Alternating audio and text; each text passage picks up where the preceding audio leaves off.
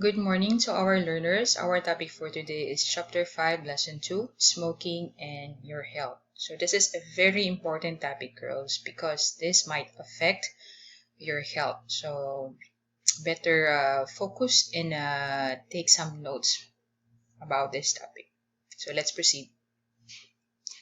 What chemicals are in tobacco smoke?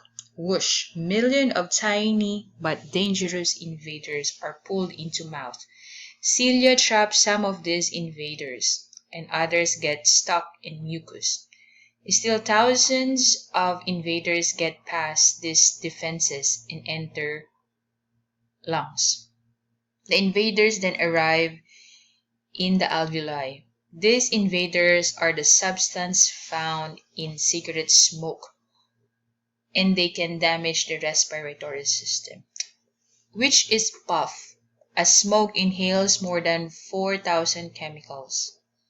Some of the most deadly chemicals in tobacco smoke are tar, carbon monoxide, and then the nicotine. So I will discuss the three uh, dangerous chemicals. So let's start first with tar.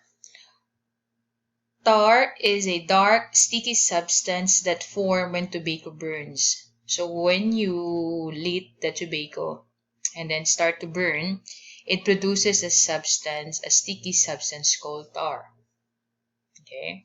Now, what does tar do in our body? When someone inhales tobacco smoke, some tar sticks to cilia. Remember, cilia is a tiny finger-like hair in our respiratory system, specifically in our nose and then in our pipes. Okay. Now, here it says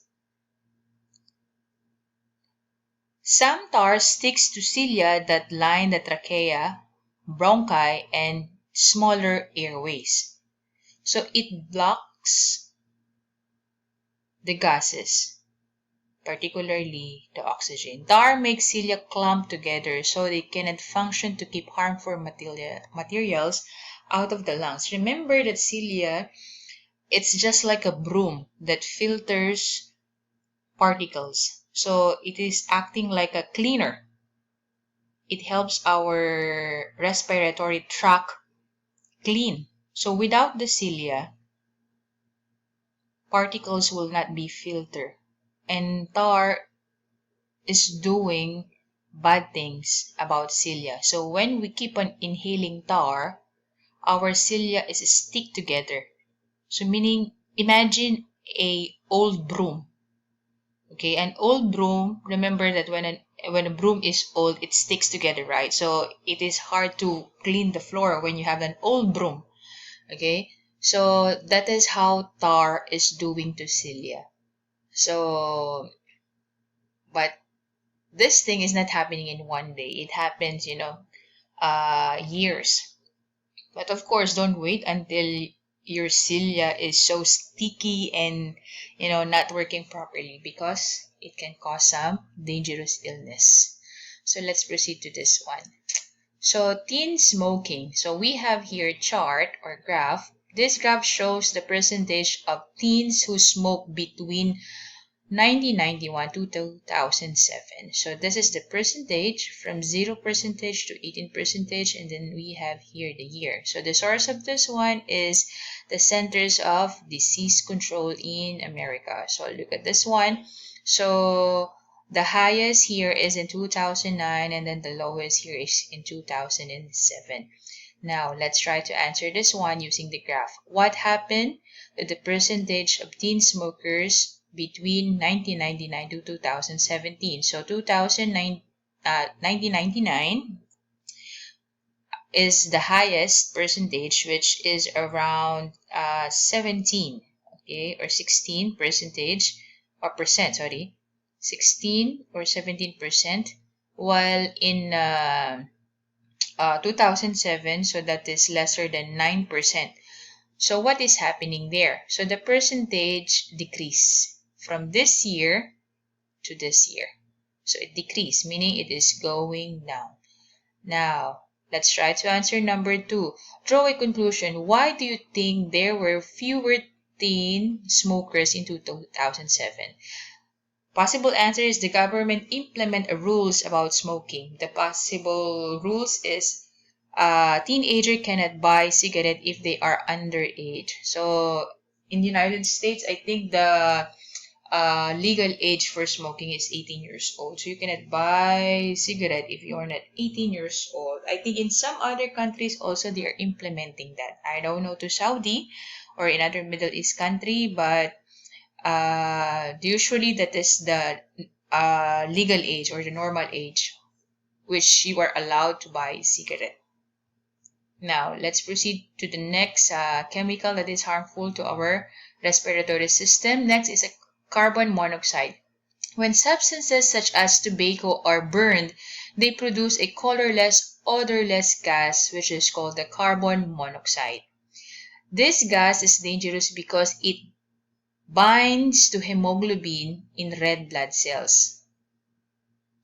It takes the place of some oxygen that the blood usually carries. So when you have a lot of carbon monoxide in your bloodstream, okay, remember that our body needs oxygen, not carbon monoxide. So hemoglobin is responsible for carrying those oxygen.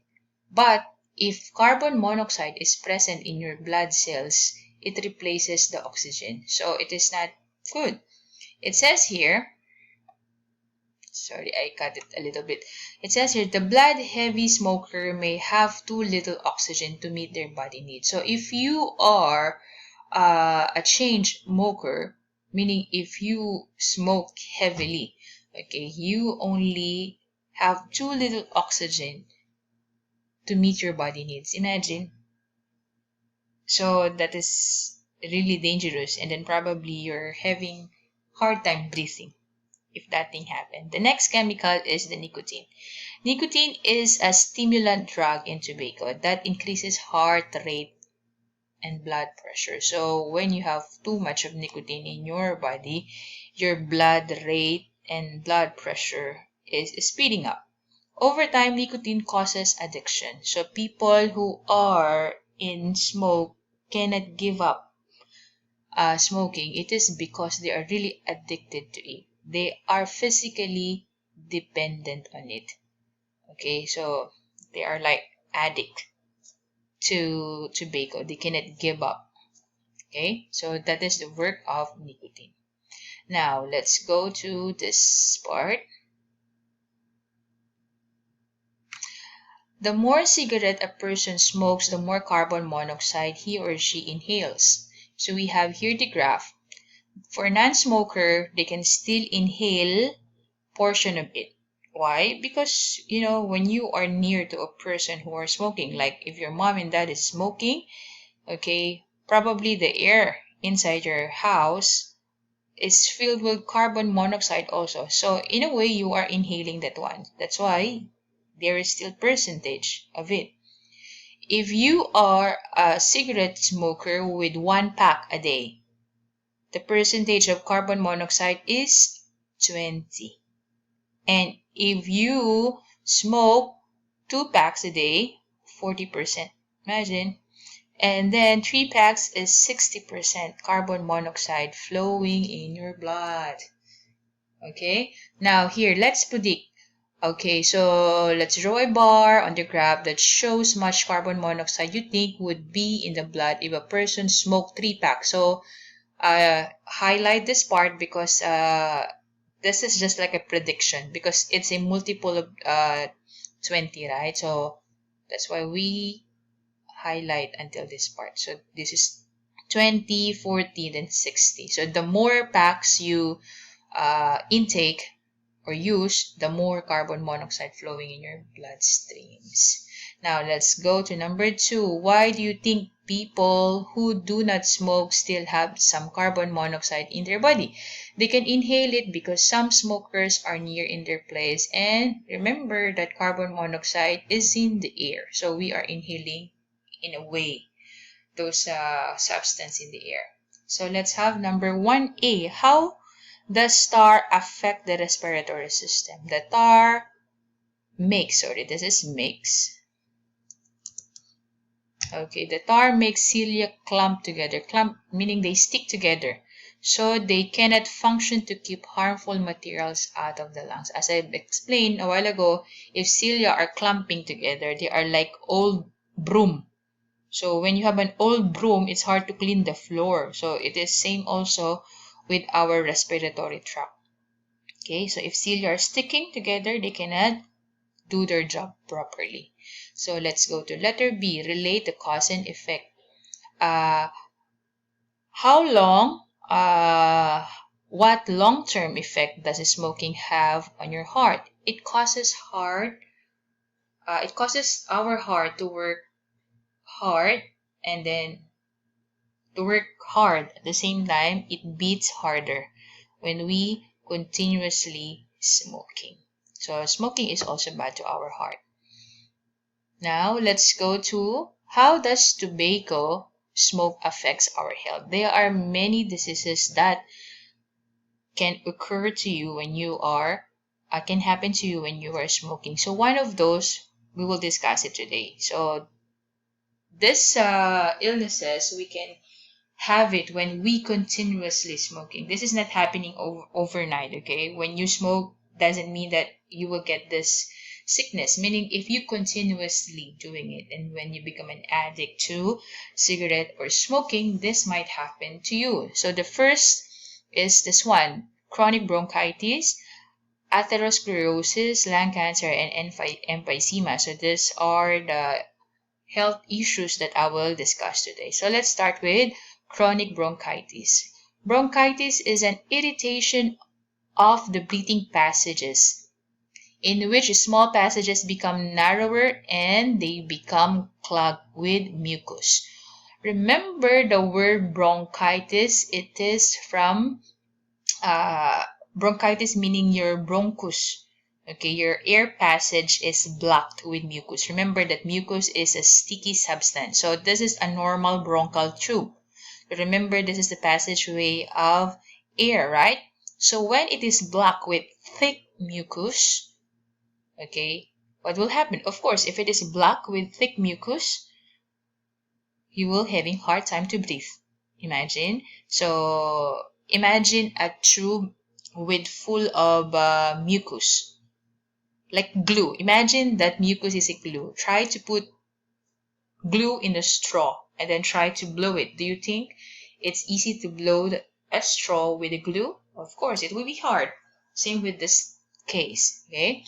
Now that is chronic bronchitis. Now another health issue about wait,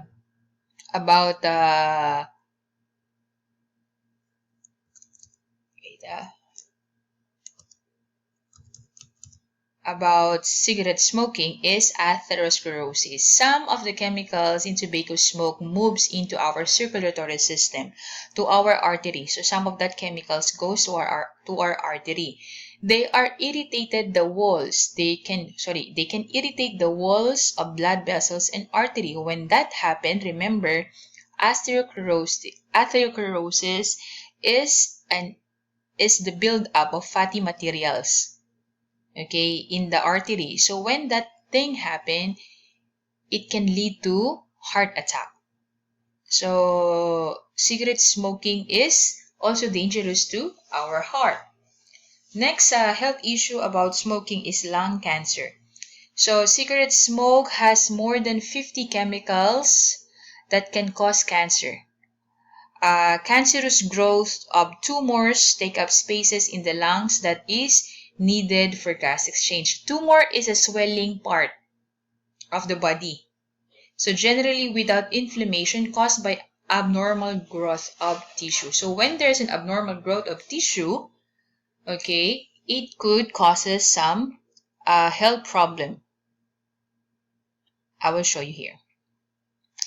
This is a buildup of tissue. Okay, so imagine this is our lungs. When tumor or the buildup of tissue is growing in your lungs, that causes a problem for breathing and other lung problem. Okay, a tumor could be, here it says it could be a benign or malignant. Benign meaning it is growing only in one part. but a malignant tumor is